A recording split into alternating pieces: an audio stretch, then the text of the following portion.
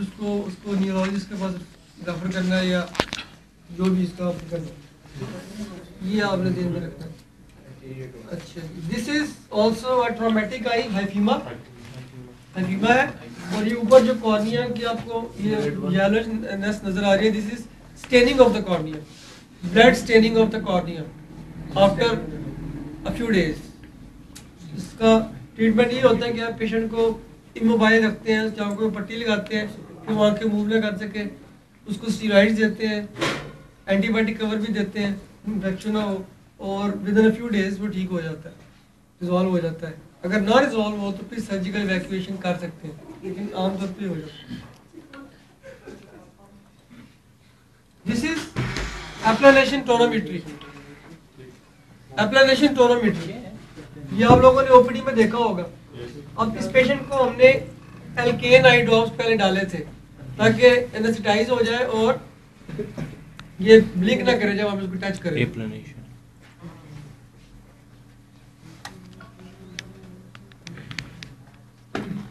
ये Claisen remove करने का तरीका जो सा, ठीक है ना, ये अंदर की तरफ से उसको रिमूव कर रहे हैं। ये जो क्लैब अभी मैंने आपको दिखाया था, दिस इज इजोट्रोपिया। ठीक है, मैं कवर एंड कवर डस्ट आपको जो बता रहा था ना, उसमें ये होता है कि अब इसमें आपने अगर इस आंख के आगे कवर रखा है तो क्या होगा, ये वाली आंख जो है फिक्सेट करेगी, ठीक है, और वो वाली आंख कवर के पीछे से अगर आप देख रहे होंगे तो अंदर आई होगी। और अगर फर्ज करें प्रॉब्लम सिर्फ इसकी इसी आंख में है, तो जब आप ये कवर पीछे करेंगे तो एकदम दोबारा ही आंख अंदर चली जाएगी without blinking of, without the blink reflex, यानी कि कवर किया सीधी होगी, इधर किया फिर अंदर चलेगी। This is right इजोट्रोपिया। ये इतनी सी बात है, आप इतना ही याद रख लें, मेरा ख्याल है आगे जब चलूंगा तो फिर कंफ्यूजन। तो इसके जब स्क्विंट आ जाए तो ट्रीटमेंट में आपने सबसे पहले रिफ्रैक्शन करनी है। रिफ्रैक्शन करने के बाद आपने उसकी अगर इफेक्टिव एरर आ रहा है और पेशेंट की ये वाली पोजीशन है तो मोस्ट प्रोबेबली वो एम्ब्लियोपिक भी होगा, आपने उसकी ऑक्लूजन थेरेपी करनी है। और उसके बाद उसकी जब एंड पे सब कुछ कर ले फिर भी रेजिड्यू रह जाए तो फिर आप उसकी सर्जरी प्लान कर सकते हैं। फर्स्ट स्टेप इज, इसको आरओएस करके याद रखते हैं हम, formula ROS, refraction, occlusion and surgery. This is buphthalmos, जो कंजेनिटल ग्लोकोमा, इसका इंसिडेंस 1 in 10,000 लाइव बर्थ होता है। और इसके बारे में जो चीज़ें आप थ्योरी में है वही आप पढ़ के आए। बाकी कॉर्नियल डायमीटर जिसके जो से है वो ज़्यादा होते हैं, कॉर्नियल कलर जो है वो पैसिफाई हो ब्लू हो जाता है। This is pacified corneal opacity. आप कॉर्नियल ओपेसिटी का पूछ रहे थे ना। Now you cannot see anything behind the cornea. You cannot see the iris. You cannot see the pupil. You cannot see the lens because the cornea is opaque. ठीक है ना, cornea is opaque.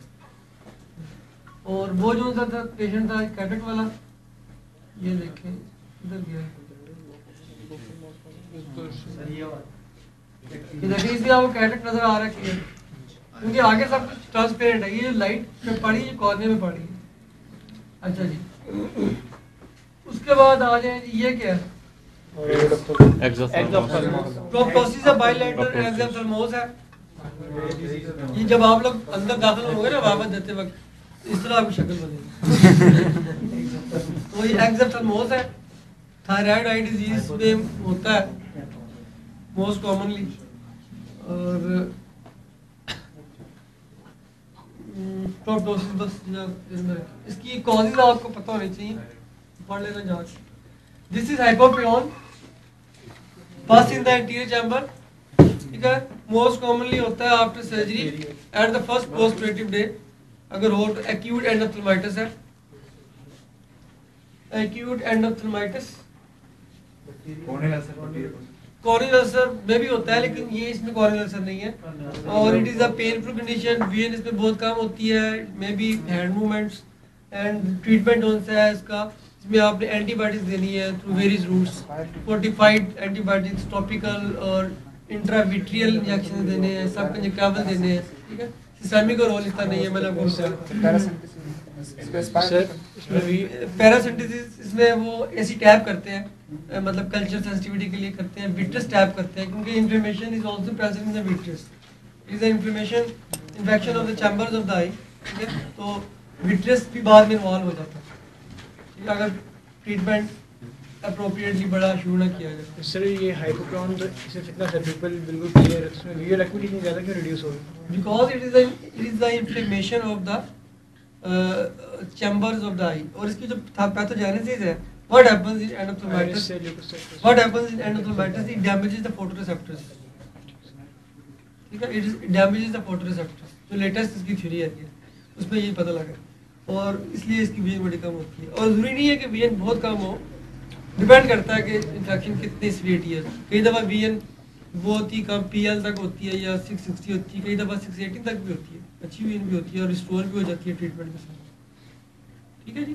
Red reflex इसका बिल्कुल glow जिसे कहते हैं ख़त्म हो जाता है इसमें, और हो सकता है हल्का सा हो, डिपेंडिंग अपॉन द ओपेसिटीज और because of the infection. Sir discoloration क्या है ये आईरिस पे?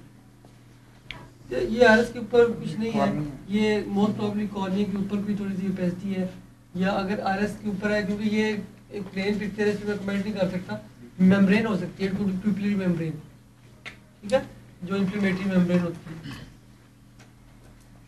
सर इसको सर जो डबल क्लॉक पे से स्क्लेरा पे ये वाइट सा बना हुआ है, इसको ब्लेबाइटिस नहीं कहेंगे? इट इज नॉट ब्लेबाइटिस, ये यहाँ से एंट्री हुई थी, इट इज नॉट ब्लेबाइटिस, ब्लेबाइटिस आगे आएगा तो मैं दिखाऊंगा। वो क्या होता है? Blebitis is formation of blood, membranous blood formation. ये कीमोसिस है, severe conjunctival edema, in severe conjunctival edema in acute phase of thyroid ophthalmopathy. Thyroid ऑप्थेल्मोपैथी की दो स्टेजेस होती हैं, एक एक्टिव डिजीज होती है, एक लेटेंट जैक्विसेंट होती है, तो उसके अंदर फाइब्रोसिस वगैरह हो जाता है, जिसमें इनएक्टिव डिजीज होती है, जब पेशेंट को डिप्लोपिया वगैरह होता है। एक्टिव स्टेज में इतनी ज़्यादा इन्फ्लेमेशन हो सकती है कि ये स्टेज भी आ सकती है। It is an auto immune disorder directed towards certain receptors in the eye, especially over the extraocular muscles. लेकिन ये भी कंजक्टिवा, ये हो क्या रहा है बेसिकली? कीमोसिस है, ये बल्ज हुआ है, बल्ज क्या हुआ? कॉर्ड कंजक्टिवा, कंजक्टिवा, ये कंजक्टिवा पूरा बाहर की तरफ इतनी स्वेलिंग हुई है कि बस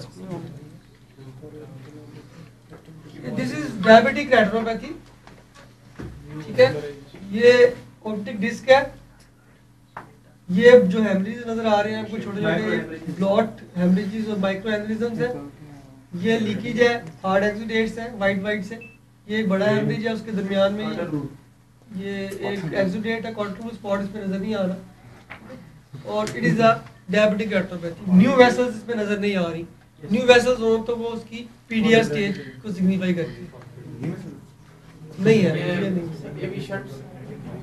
एवी शंट्स जो सी है वो भी नहीं है, ये बैकग्राउंड प्री प्रोलिफरेटिव में ब्लड वेसल्स बहुत शॉर्टेज होती है, कॉर्टिकल स्पॉट्स बड़े सिग्निफिकेंट होते हैं, क्योंकि that is the start of ischaemia, तो it is most probably state भी पूछ सकते हैं ये ट्रीटमेंट इसका क्या है आपको पता है? अगर तो मैकुलर एडीमा है या एंटी-VEGF, अगर मैकुलर एडीमा है तो आप मैकुलर ग्रिड लेजर करेंगे, आर्गन लेजर करेंगे, आर्गन लेजर आप याद रख लें। अगर प्रोलिफरेटिव या न्यू वेसल्स है तो आप एक और स्लाइड्स है।